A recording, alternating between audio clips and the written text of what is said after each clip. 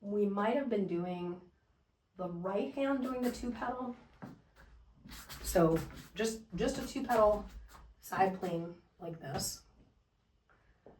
And then the left hand is doing some sort of this.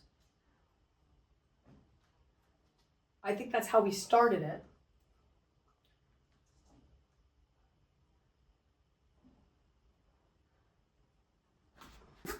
And then I think we talked about doing it in a turn, but I'm not sure we ever got to it. So if you're going to do a right turn, this way,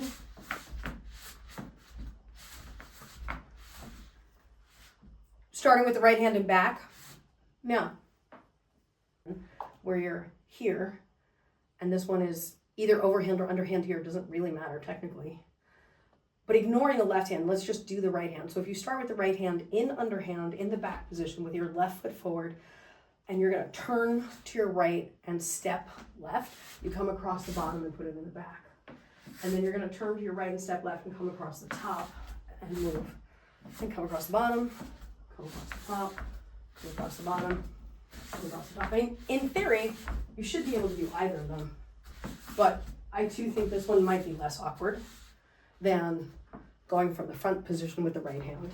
And then what that would mean is this hand that's doing the stall does exactly that. Yes. Front, turn, It is easier to stall in front, I think, yes. Bomb, and bomb, and bomb, and bomb. Oh, well, I could do that one much easier. So, yes. Yes. Bomb, and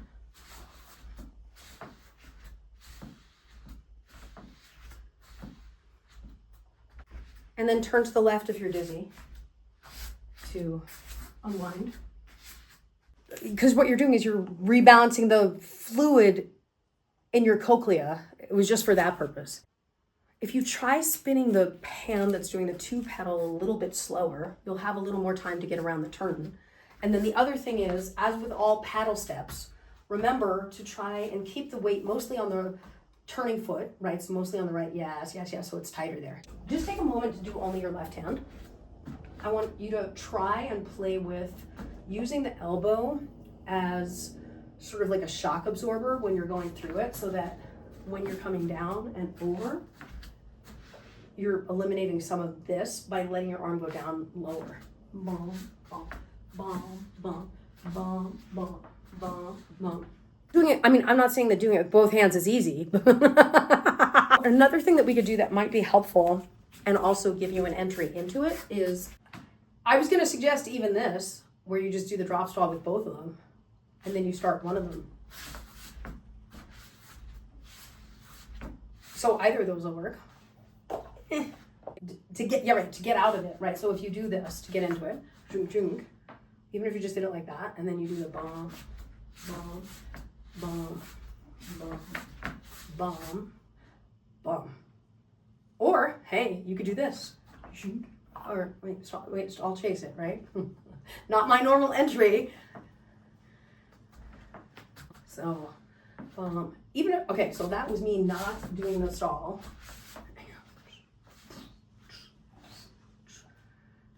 Okay, or if I did it with the double drop stall, because, you know, there could be lots of drama on that.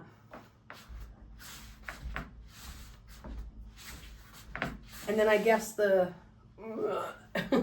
thing to remember is how many times you're going around to get back to that spot.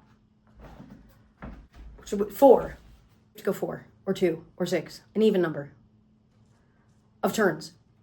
If you want the stall chase to be facing the audience, all you do is that you can stop here where you're doing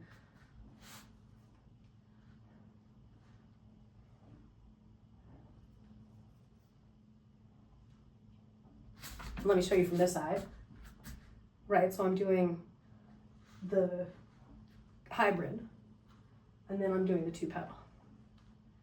And then I'm going to do the hybrid again.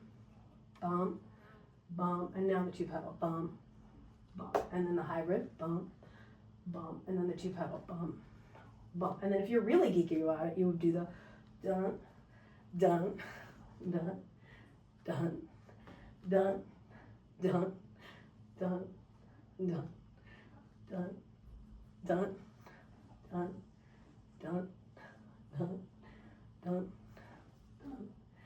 dun.